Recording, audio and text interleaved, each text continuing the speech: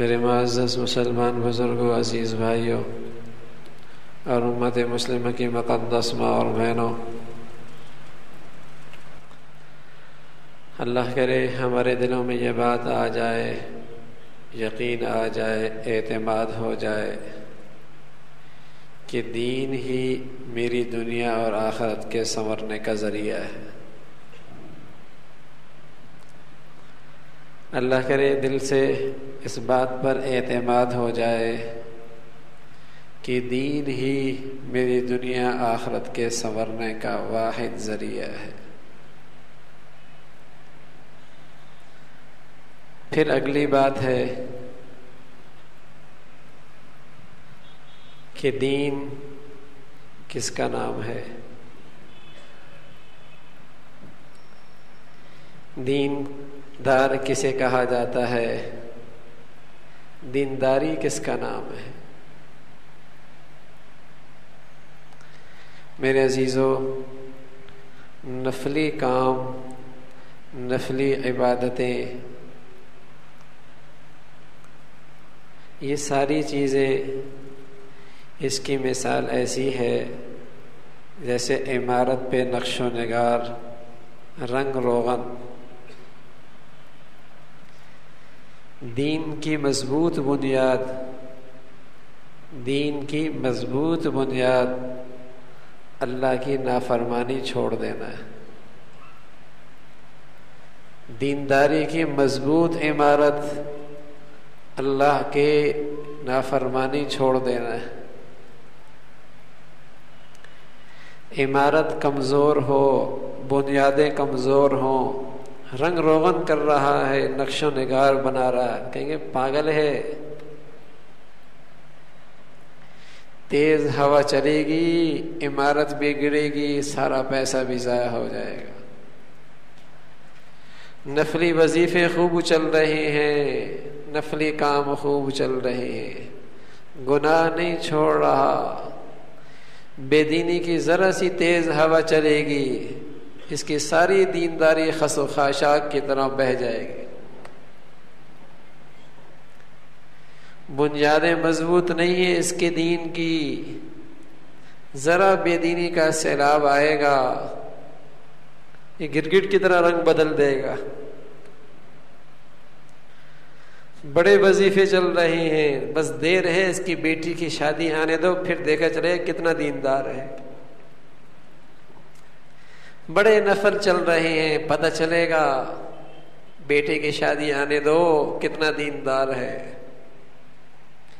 ہر سال حج عمرے کر رہا ہے، کوئی ناغہ نہیں ہے، اعتکاف ہوتا ہے، لیکن پاکستان آنے دو پتہ چل جائے گا کتنا لقمہ حرام چھوڑتا ہے۔ ہاں میرے عزیزو، دینداری کا مفہوم اللہ کرے سمجھ میں آ جائے کہ دیندار کہتے کسے ہیں، دینداری کس کا نام ہے۔ دینداری کی مضبوط بنیاد کیا ہے، مضبوط عمارت کیا ہے؟ آج سمجھ لیا گیا کہ نفلی کام بہت کر لیے، بڑا دیندار ہو گیا، تبھی تو اس کی دینداری میں کشش کوئی نہیں ہے، تبھی تو یہ اپنے رنگ بدلتا رہتا ہے۔ یہاں گھر کے ماحول میں کچھ اور، دبئی میں اس کا رنگ ہی بدلا ہوا، مسجد میں کچھ اور، بازار میں اس کا رنگ ہی بدلا ہوا، مسجد میں کچھ اور، شادیوں میں اس کا رنگ ہی بدلا ہوا۔ اس کی دینداری کی عمارت مضبوط نہیں، ذرا سی تیز ہوا چلتی ہے بے دینی کی، ذرا سا دباؤ پڑتا ہے، یہ سب کچھ چھوڑ بیٹھتا ہے۔ دین کی مضبوط بنیاد اللہ کی نافرمانی چھوڑنا ہے، دین کی مضبوط عمارت اللہ کی نافرمانی چھوڑنا ہے۔ ہاں پھر تند و تیز ہوائیں چلیں گی بے دینی کی، طوفان آئیں گے بے دینی کے، انشاءاللہ اس کی دین کی عمارت کھڑی رہے گی۔ گناہ زندگی سے نکل گئے، اس بنیاد پر اپنی دین کی عمارت رکھی، سیلاب آئیں گے بے دینی کے، الحمدللہ یہ دیندار نظر آئے گا۔ یہ بیٹیوں کی شادی پر بھی، نوجوانوں کی شادیوں پر بھی یہ دیندار نظر آئے گا. یہ انشاءاللہ دفتر میں، بازار میں، فیکٹری میں دیندار نظر آئے گا اگر اس کی دین کی بنیاد مضبوط ہوئی.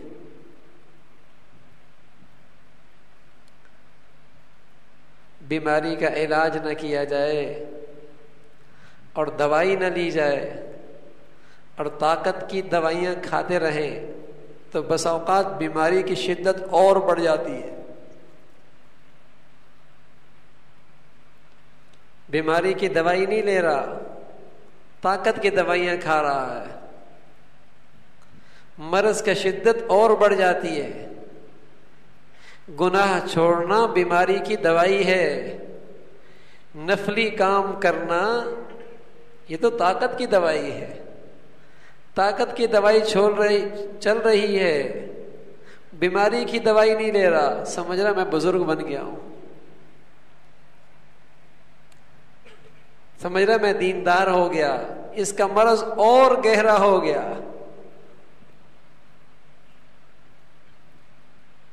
میرے عزیزو، صحت اچھی ہو،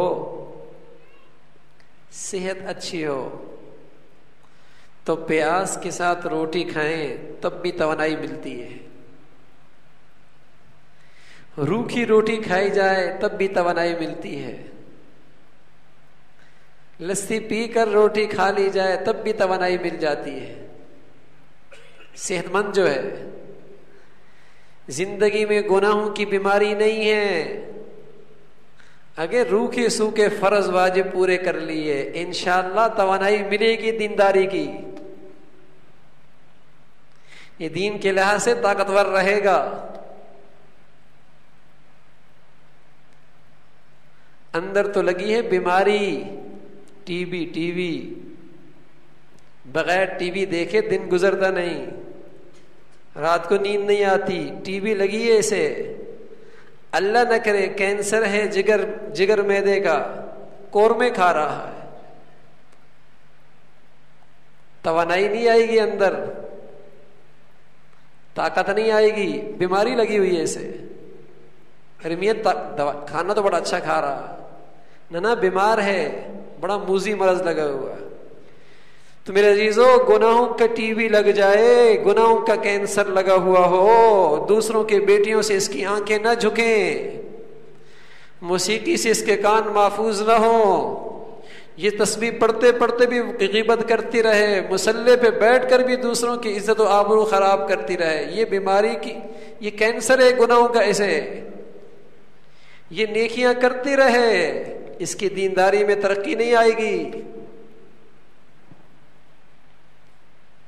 اسے تو گناہوں کا کینسر لگا ہے. اس لیے نفلی اعمال، نفلی کام ترقی نہیں دے رہے. ہم مسجد نبوی میں بیٹھے تھے تو میں نے ساتھیوں سے کہا کہ دیکھو میاں، یہاں کہ اے سی کتنے زوردار ہیں کہ سارے دروازے کھڑکیاں کھلے ہیں لیکن پھر بھی ٹھنڈک محسوس ہو رہی ہے. میں نے ساتھیوں سے کہا یہاں کا روحانی اے سی بھی بڑا زوردار ہے. ہماری آنکھوں کی سوراخ کھلی ہے، ہوٹلوں میں جا کر زبان سے غیبت کرتے رہتے ہیں، لیکن روحانی اے سی بھی اتنا زوردار ہے کہ فجر کی نماز جماعت سے مل جاتی ہے، کچھ تلاوت کر لیتے ہیں، کچھ تسبیحات ہو جاتی ہے. لیکن پتہ چلتا ہے جب ایئرپورٹ پہنچتے ہیں، روحانی اے سی تو گیا اور کھڑکیاں تو ہم نے کھلی رکھیں، اب پتہ چلے گا کتنا اندر سے ٹینکی میں پانی ہے. ایئرپورٹ پہ آتی ہی نماز گئی، فجر بھی گئی، عشاء بھی گئی، اور پاکستان آتے آتے تو پورا ہی ہو گیا. اور اگر عمرے کی ایک دو دعوتیں ہو جائیں تو وبال اور بڑھ جاتا ہے. کچھ صاف گیا تھا، عمروں کی دعوتوں کی شکل میں، مخلوط محفلوں کی شکل میں، وبال اور چڑھ گیا ہے.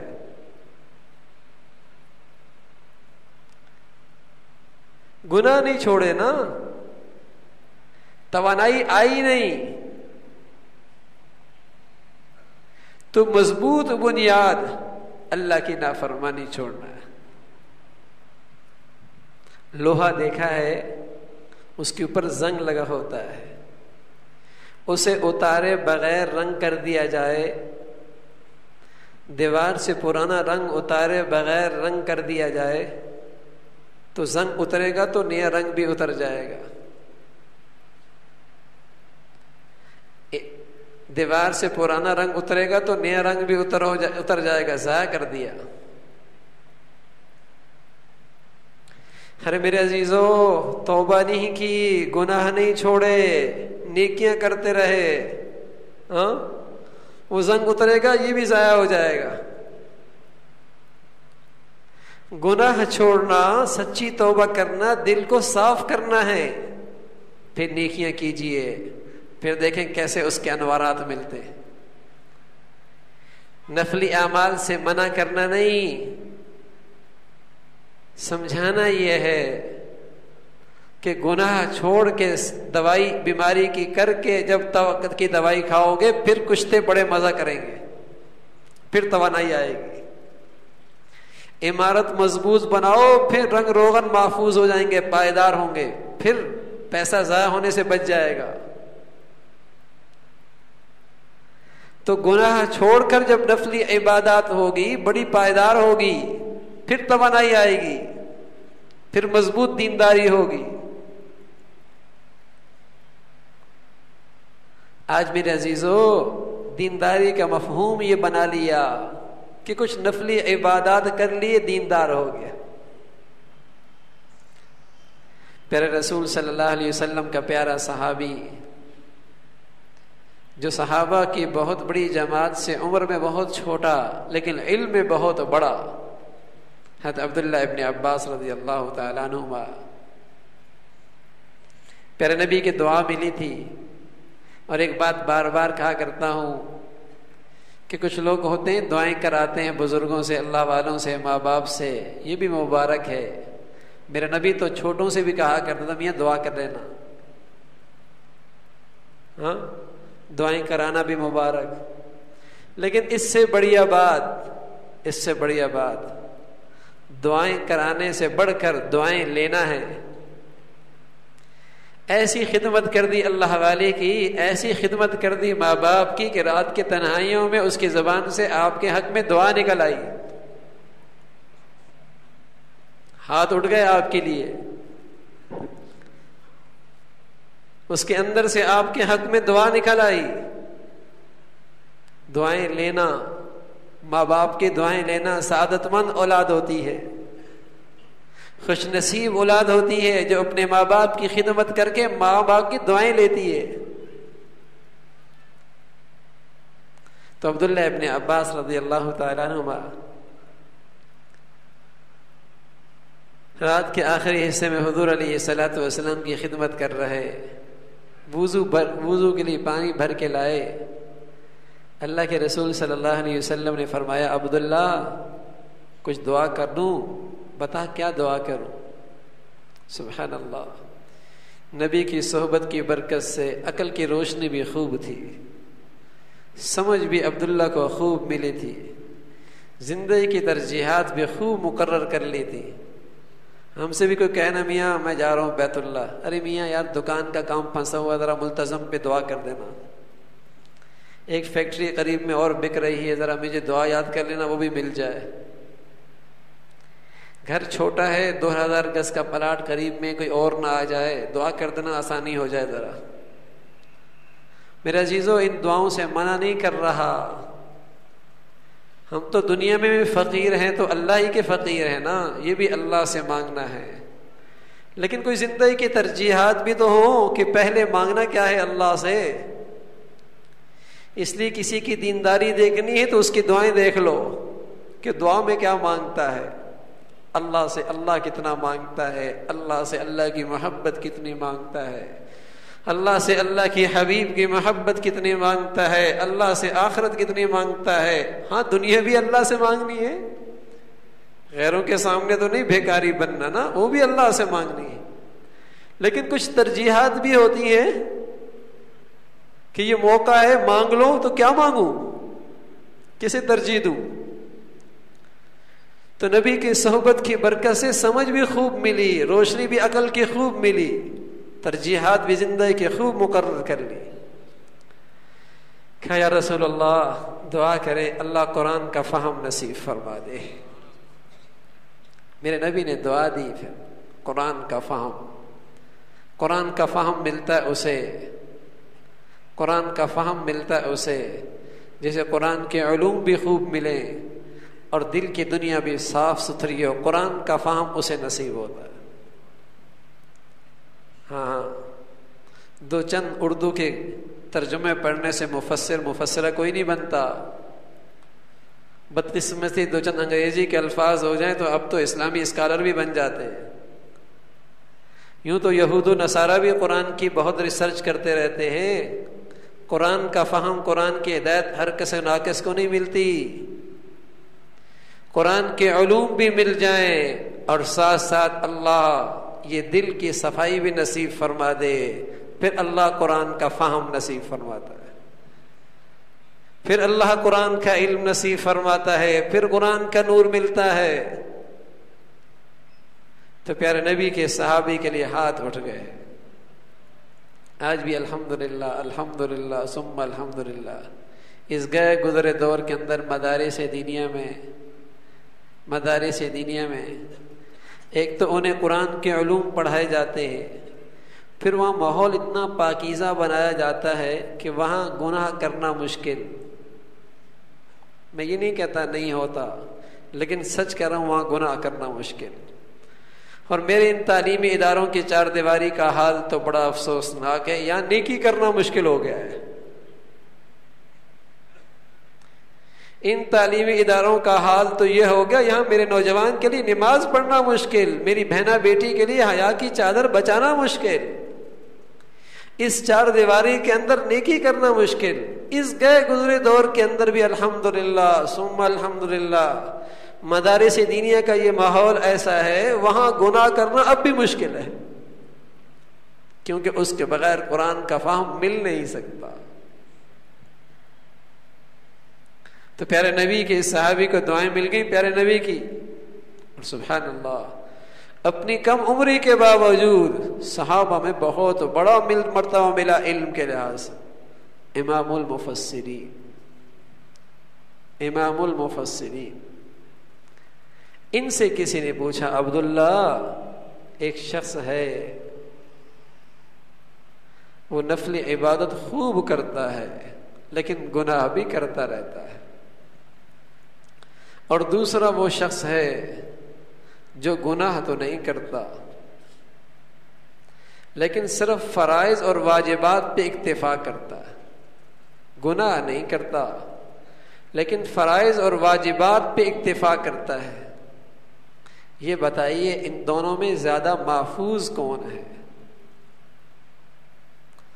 تو حضرت عبداللہ ابن عباس فرمانے لگے کہ جو شخص فرائض اور واجبات پہ اکتفا کرتا ہے، گناہ نہیں کرتا، یہ شخص محفوظ ہے۔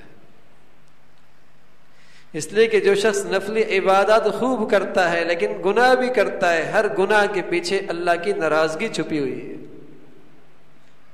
اللہ کا غضب چھپا ہوا ہے۔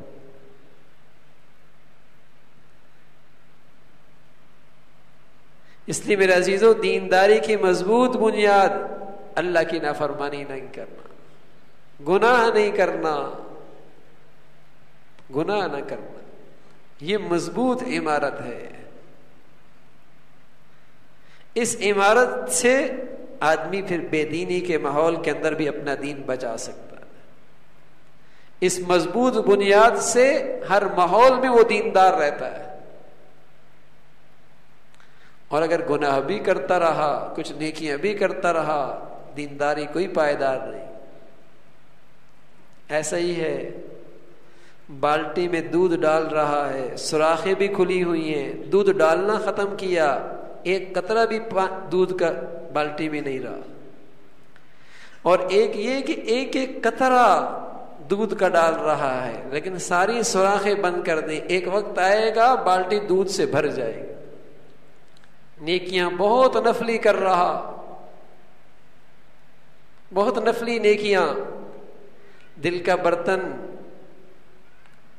نیکیوں کے نور سے نہیں بھرے گا اگر آنکھ کی سوراخ کھلی رہ گئی، کان کی سوراخ کھلی رہ گئی، زبان کے سوراخ کھلی رہ گئی۔ بند کر لیجئے اسے، تھوڑی نیکیاں بھی کریں گے دل کا برتن ایمان کے نور سے بھر جائے گا۔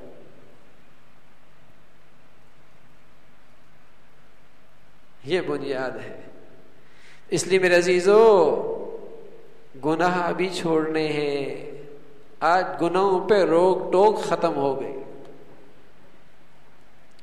بس اوقات خیال آتا ہے کہ بھئی جب نیکیاں کریں گے تو گناہ خود بخود ختم ہو جائیں گے، روشنی آئے گی تو اندھیرا خود بخود ختم ہو جائے گا۔ ارے نا میاں نا، اگر یہ بات ہی ہوتی تو اللہ میاں یوں کیوں کہتا یأمرون بالمعروف وینہون عن المنکر، کہ نیکی کا حکم دو برائی سے روکو۔ اللہ میاں صرف نیکی کا حکم کرنا کہہ دیتا، بس یأمرون بالمعروف کہہ دیتا؟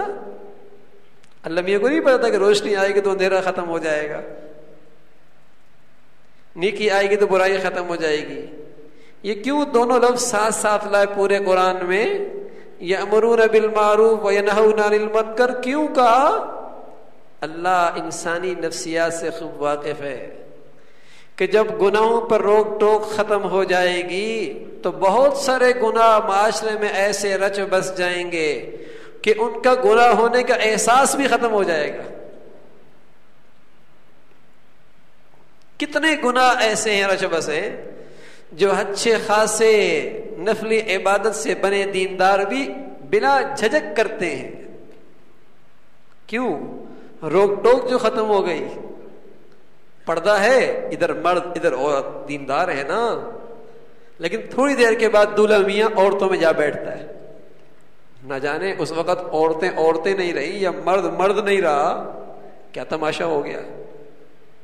کیسی دینداری جی، عورتوں کا بڑا زور تھا، کیا کرتے، گئی اس کی دینداری ساری، گئی دینداری۔ تو جب گناہوں پہ روک ٹوک نہیں ہوتی تو بہت سارے گناہ رچ بس جاتے ہیں اور ان کا احساس، ان کی برائی کا احساس بھی نکل جاتا ہے۔ بس دو ہی گناہ معاشرے میں گناہ سمجھے جا رہے ہیں، باقی تو گئے، ایک شراب اور ایک زنا۔ اللہ معاف فرمائے، بعد مخلوق تو ایسی جن کے یہاں یہ بھی ختم ہو گیا، لیکن پھر بھی جو بظاہر نفلی عبادت کرنے والے ہیں، نفلی کام کرنے والے جنہیں دیندار کہتے ہیں، ان کے یہاں یہ دو چیزیں بہت بری سمجھو۔ کوئی شراب پیتا ہوا بچہ گھر میں آ جائے، کیا اوہ بیٹے نے شراب پی لی؟